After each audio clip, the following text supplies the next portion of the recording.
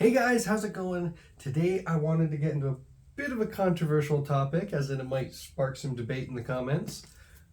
The fact that man is of one consistent nature, and why perhaps someone who is male cannot become someone who is female. And I'm going to be sticking to those strict definitions of like biological sex, the male sex versus the female sex, for the purposes of this video. So the first thing we want to start with is that man is of one nature. That is, the rational, logical structure of humans is the same across all humans. It doesn't matter male, female, black, white, whatever other qualifications you can add to it. Anything that we can predicate of one person as human can be predicated of all other humans. That is simply the case of having one nature. What this really means is that if we were to take one person and say that they were totally different from this other person by way of nature, we're saying that this person might be human and that person is not human, or vice versa, right? So if they have the same nature, that is how we distinguish them as both being human. It is like how this whiteboard is a whiteboard, and we understand it to be a whiteboard, but it is distinct from any other whiteboard. It's distinct in number. It's not this one.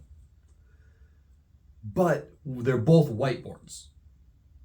If we were to say that that one way over there is a whiteboard and this one is different from it in its whiteboardness, then we would have to say that one of them's a whiteboard and the other isn't.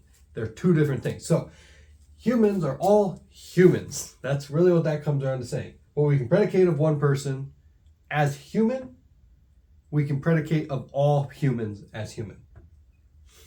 That's basically just defining that humans are all humans. We're all one and the same in our humanity. Now, this is what we're discussing as the formal cause. That is the rational structure, the rationality that makes us all human, our nature. That's what it's called, the formal cause. This goes back to Aristotle, who defines a thing as having four causes. We might get into those, but what we can know is that this is the formal cause. We differ from one another in our material cause. That is what we actually live out in our day-to-day life. A way to understand this is to look at this logical argument I have laid up here, this structure. That is, if A, then B. If B, then C. So we can conclude, therefore, if A, then C. So it's called a hypothetical syllogism. This is the logical structure of that argument. If A, then B. If B, then C. If A, then C.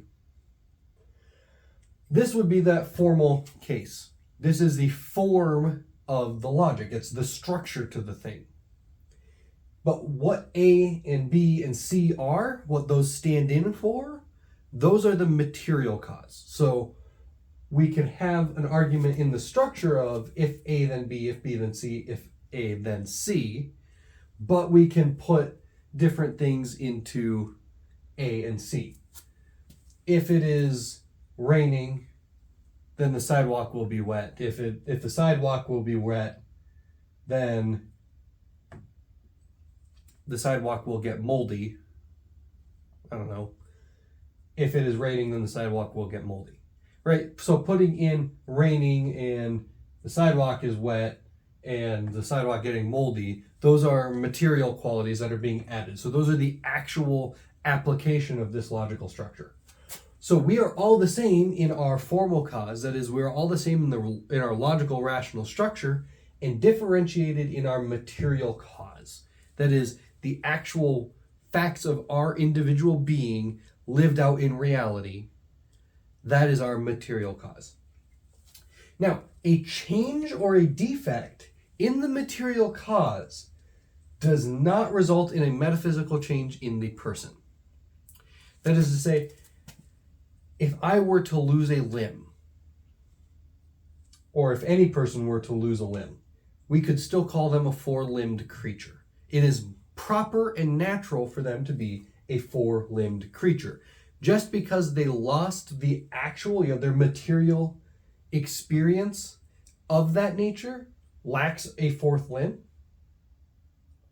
does not make them a different creature, nor a different person. It does not change who or what they are. Now, a definitive difference, such as male or female, is definitive. And what I'm really saying here is, if we've drawn some definition, like we have in the terms male and female, that is the role that a male takes in procreation versus the role a female takes in procreation, if we have those distinct categories, those are definitive qualities to the material cause of a person. If we were to make a change or discover some defect in the qualities relating to the being male or female, that does not constitute a metaphysical change in the person as being male or female. Just like an amputee still has the proper nature of a four-limbed creature, losing a limb does not remove that nature from them. They still most properly have four limbs, and thus can still be called a four-limbed creature, even though their material cause no longer reflects that case. This is the same with something as definitive as being male or female. The categorical distinction doesn't change just because a person has or does not have a particular quality or loses a particular quality that they ought to have most properly. Now, this is where a bit of the theology comes in, and this is where the Catholic teaching comes in stronger. Every individual person can be understood as having their formal and material causes and a proper way that those are meant to be. That is, we have a creator who understands what we are and who we are, regardless of the changes or defects that we experience throughout our lives.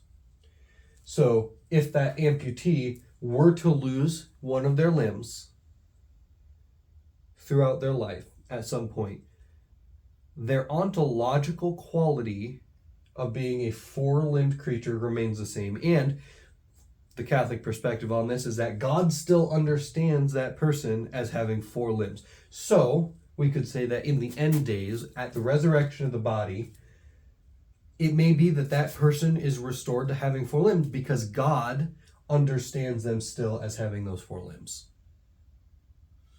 And if there's some defect by nature or by chronological time, like if a person is born with some defect that makes a distinction like this hard to make, we take that God still understands that that person has a material quality and what it is supposed to be. And so in that case, those physical defects or changes that occur do not change that God understands the person to be either male or female. He knows which category they belong in, and it is true that they belong in that category. And there's no change or defect that could occur at some point in life or in chronology to change which category they belong in. Hey guys, thank you so much for watching that video. If you liked it, please give it a like. If you have thoughts or comments, throw them in the comment box below. I do read every single comment. And if you want to see more content like this, hit the subscribe button. That way I will show up in your feed. Thank you guys so much for watching the video. Bye-bye. God bless.